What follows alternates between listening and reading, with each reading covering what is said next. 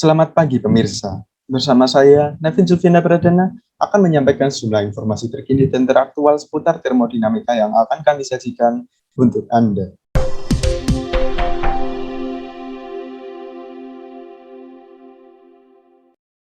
Berita pertama datang dari peristiwa mencairnya es di Greenland yang sempat menggegerkan warga setempat. Di sini, kami sudah terhubung dengan saudara Feni dan Aini dari Rekayasa Kehutanan ITB di tempat kejadian. Silakan saudara Feni dan Aini. Baik, terima kasih Saudara Nevin. Di sini bersama saya Latifa Aini dengan NIM 115200017 dan rekan saya Feni Marcelina dengan NIM 115200043. Di rumah kami masing-masing. Berita pertama dimulai dari bumi bagian utara di sekitar kutub, tepatnya di daerah Greenland. Josh Willis, seorang ilmuwan NASA, mengamati dari udara dan menemukan es dan salju yang mencair di daerah yang seharusnya begitu dingin. Tercatat sekitar 8,2 juta mil persegi es mencair pada tahun 2021 di daerah tersebut. Jumlah ini begitu signifikan jika dibandingkan dengan tahun-tahun sebelumnya.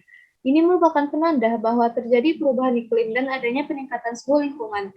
Hal ini sesuai dengan hukum termodinamika ke-0 yang berbunyi, apabila terdapat dua sistem dalam keadaan setimbang dengan sistem ketiga, maka sistem pertama dan kedua saling setimbang.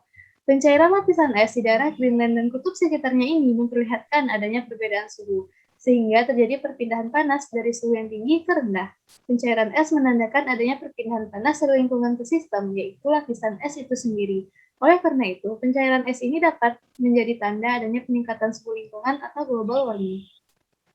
Selain itu, fenomena pencairannya lapisan es ini memperlihatkan adanya perubahan energi, yaitu ketika lapisan es menerima panas atau kalor dari lingkungan.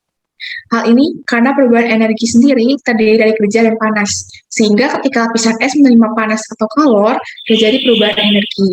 Namun, sesuai dengan hukum termodinamika ke-1 yang berbunyi, energi tidak dapat dibuat atau dihancurkan, hanya berpindah dari satu bentuk ke lainnya. Maka seharusnya jumlah energi yang ada antara lapisan es yang mencair dan lingkungannya memiliki besar energi yang sama dengan kondisi ketika lapisan es yang mencair. Wah, ini udah jadi alam bahaya ya, Aini, untuk umat manusia. Pencairan es besar-besaran ini seharusnya menyadarkan manusia akan apa yang sudah mereka buat terkait kerangkusan manusia itu sendiri. Dan berita ini seharusnya membuat kita lebih aware dan mencintai lingkungan kita. Oke, sekian berita dari kami. Kami kembalikan kepada Saudara Nevin di studio. Berita selanjutnya datang dari fenomena aneh tapi nyata berupa tumbuhnya tumbuhan kayu jati di kawasan hutan jati. Kami sudah terhubung dengan saudara Vina selaku ahli fisika dari Rekayasa Kehutanan ITB untuk menjelaskan fenomena ini dari sudut pandang fisika. Silakan saudara Vina. Terima kasih Saudara Nevin. Halo, selamat siang. Saya Altavina Fauzia melaporkan langsung dari kawasan hutan jati. Ya, dapat terlihat di belakang saya tampak banyak pohon jati berukuran dewasa. Dari informasi yang kami dapatkan dari penduduk sekitar, pertumbuhan pohon ini berhubungan dengan energi bebas.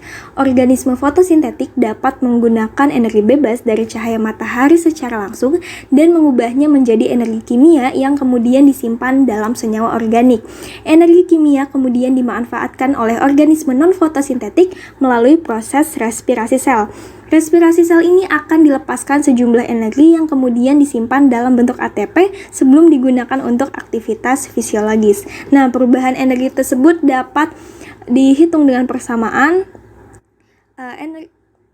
perubahan energi sama dengan minus dari ketetapan gas dikali temperatur dikali ln konstanta keseimbangan, dengan konstanta keseimbangan sebagai fungsi biomasa tanaman yang diperoleh pada fase stasioner. Berikut saya kembalikan ke studio. Berita selanjutnya datang dari kejadian fotosintesis yang sempat menggegerkan netizen di seluruh dunia. Kami sudah terhubung dengan saudara Anissa dan Maisa di tempat kejadian untuk menjelaskan kejadian ini dari sudut pandang termodinamika. Silakan saudara Anissa dan Maisa. Kembali dengan saya Anissa. Seperti yang kita ketahui, seluruh benda di alam semesta saling berkaitan satu dengan yang lainnya. Tumbuhan hijau yang berada di sekeliling kita merupakan penghasil oksigen, dan oksigen sangat erat kaitannya dengan pernafasan makhluk hidup. Dengan adanya konservasi massa yang menerapkan hukum pertama dari termodinamika, merupakan sebuah fenomena yang tampak pada transformasi yang terjadi pada energi dari matahari yang kemudian diserap oleh tumbuhan dan diproses menjadi energi kimia sehingga menghasilkan energi panas sebagai bentuk dari respirasi. Selain itu, dapat kita saksikan pula mengenai adanya panas pembakaran bahan hayati seperti biomasa pada hewan, tumbuhan, dan bahan pangan pokok, yang mana masing-masing dari bahan hayati tersebut memiliki nilai entalpi yang berbeda-beda. Seperti kita lihat pada entalpi yang berasal dari bahan makanan pokok seperti lemak yang memiliki nilai entalpi lebih tinggi dibandingkan dengan nilai entalpi dari protein dan karbohidrat, karena lemak banyak mengikat atom karbon dan hidrogen. Kemudian membahas mengenai makanan, makhluk hidup tentu tak lepas dari yang namanya rantai tropik. Pada transformasi energi melalui rantai tropik, dapat kita lihat bahwa rantai tropik pendek akan mentransfer energi lebih efektif dibandingkan dengan rantai yang lebih panjang, serta dapat meningkatkan produksi bahan makanan. Namun, kandungan asam amino yang dimiliki dalam rantai tropik menjadi sebuah pertimbangan tersendiri. Saya Anissa, terima kasih. Kembali ke Maisa.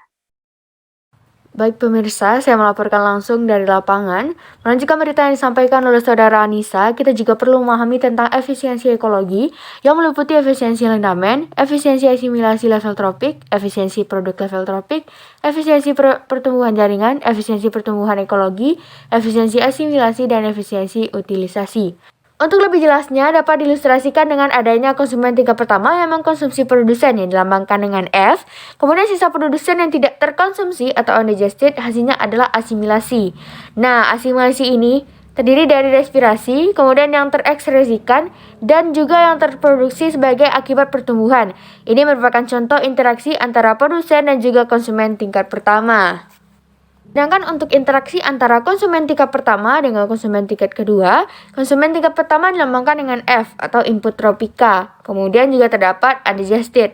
Nah, yang terasimilasi adalah input tropika dikurangi undigested, yang terdiri dari hasil respirasi ditambah hasil produksi yang terdiri dari hasil pertumbuhan ekskresi. Berita selanjutnya datang dari fenomena mengejutkan, yaitu tewasnya seekor belalang akibat dimakan oleh katak. Kami sudah terhubung dengan Saudara Putri selaku ahli fisika untuk memaparkan fenomena ini dari sudut pandang fisika. Silakan Saudara Putri. Baik, terima kasih Saudara Nevin. Peristiwa ini dimulai dengan sampah-sampah organik yang akan terdegradasi menjadi material anorganik. Menurut hukum 2 termodinamika, material anorganik atau reservoir tinggi menjadi material organik di rumput atau di daun atau reservoir rendah, terjadi melalui fotosintesis. Selanjutnya, material organik pada rumput dan daun tersebut atau reservoir tinggi menjadi material organik atau reservoir rendah pada seekor belalang. Selanjutnya, dari seekor belalang tersebut atau reservoir tinggi menjadi material organik di katak atau reservoir rendah. Nah, setiap kali proses reservoir tinggi ke reservoir rendah ini akan melepaskan energi keluar lingkungan. Kembali kepada Saudara Nevin di studio. Pemirsa, informasi tadi sekaligus mengakhiri perjumpaan kita di pagi kali ini. Saya Nevin, mewakili seluruh kerabat kerja yang bertugas, pamit undur diri dari hadapan Anda. Sampai jumpa.